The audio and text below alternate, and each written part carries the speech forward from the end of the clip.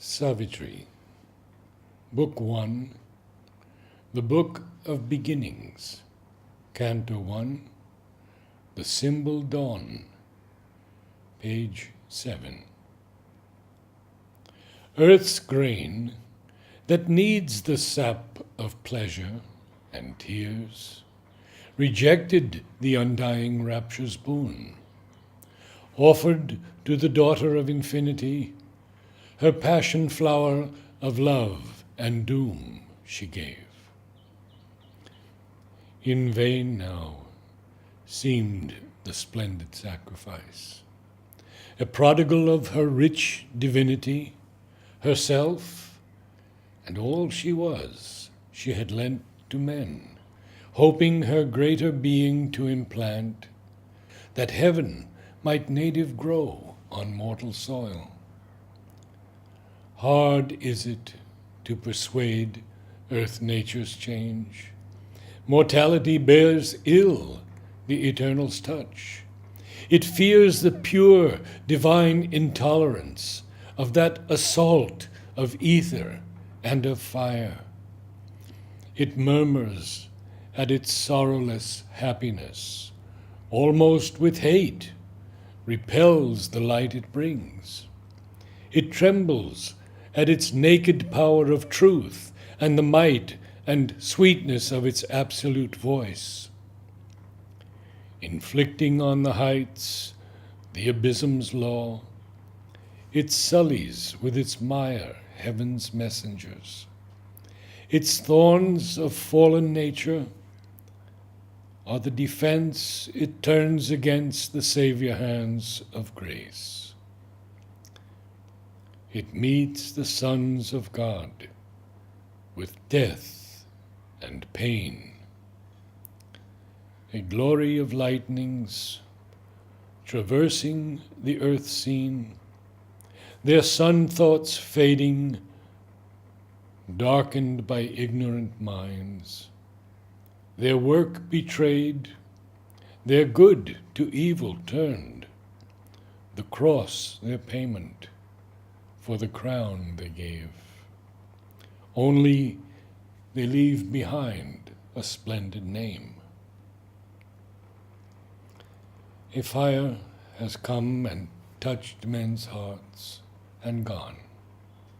A few have caught flame and risen to greater life. Too unlike the world she came to help and save. Her greatness weighed upon its ignorant breast, and from its dim chasms welled a dire return, a portion of its sorrow, struggle, fall. To live with grief,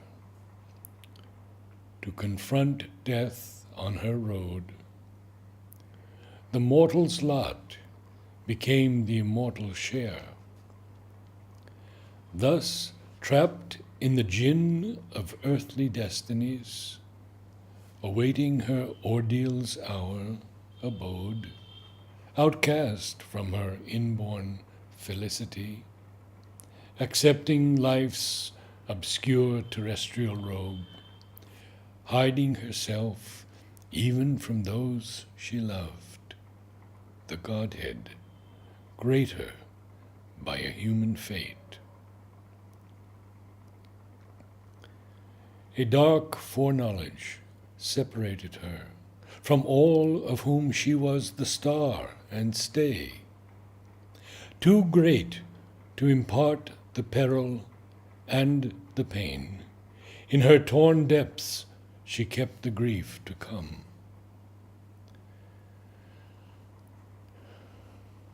As one who, watching over men left blind, takes up the load of an unwitting race, harboring a foe whom with her heart she must feed, unknown her act, unknown the doom she faced, unhelped she must foresee and dread and dare. The long foreknown and fatal morn was here, bringing a noon that seemed like every noon.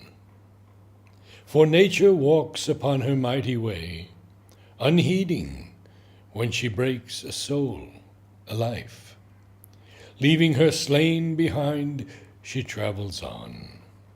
Man only marks, and God's all-seeing eyes. Even in this moment of her soul's despair, in its grim rendezvous with death and fear, no cry broke from her lips, no call for aid. She told the secret of her woe to none. Calm was her face, and courage kept her mute. Yet only her outward self suffered and strove. Even her humanity was half divine. Her spirit opened to the spirit in all. Her nature felt all nature as its own. Apart, living within, all lives she bore.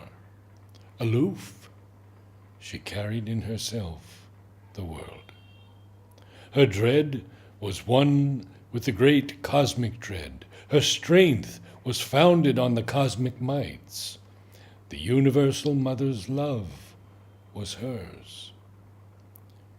Against the evil at life's afflicted roots, her own calamity its private sign, of her pangs she made a mystic poignant sword, a solitary mind, a worldwide heart. To the lone immortal's unshared work she rose. At first, life grieved not in her burdened breast. On the lap of earth's original somnolence, inert, released into forgetfulness, prone it reposed, unconscious on mind's verge, obtuse and tranquil like the stone and star.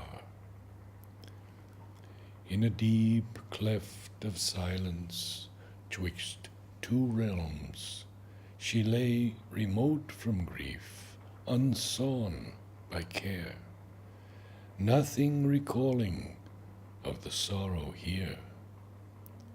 Then a slow, faint remembrance shadow-like moved, and sighing, she laid her hand upon her bosom, and recognized the close and lingering ache, deep, quiet, old, made natural to its place, but knew not why it was there, nor whence it came. The power that kindles mind was still withdrawn. Heavy, unwilling were life's servitors, like workers with no wages of delight. Sullen, the torch of sense refused to burn. The unassisted brain found not its past. Only a vague earth nature held the frame. But now she stirred. Her life shared the cosmic load. At the summons of her body's voiceless call, her strong, far-winging spirit traveled back, back to the yoke of ignorance and fate, back to the labor and stress of mortal days, lighting a pathway through strange, symbol dreams, across the ebbing of the seas of sleep. Her house of nature felt an unseen sway, illumined swiftly were life's darkened rooms, and memory's casements opened on the hours, and the tired feet of thought approached her doors. All came back to her, earth and love and doom. The ancient disputants encircled her, like giant figures wrestling in the night. The godheads, from the dim inconscient born, awoke to struggle and the pang divine, and in the shadow of her flaming heart, at the somber center of the dire debate, a guardian of the unconsoled abyss, inheriting the long agony of the globe, a stone-still figure of high and godlike pain stared into space with fixed, regardless eyes that saw grief's timeless depths, but not life's goal.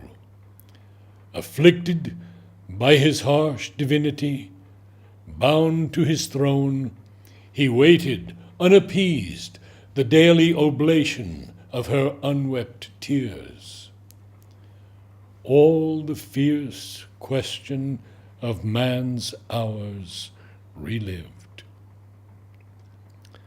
The sacrifice of suffering and desire earth offers to the immortal ecstasy began again beneath the eternal hand.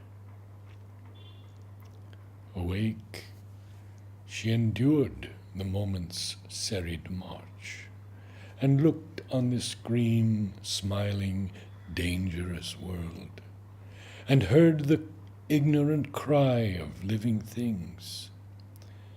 Amid the trivial sounds, the unchanging scene, her soul arose, confronting time and fate. Immobile in herself, she gathered force. This was the day when Satyavan must die. End of Canto 1.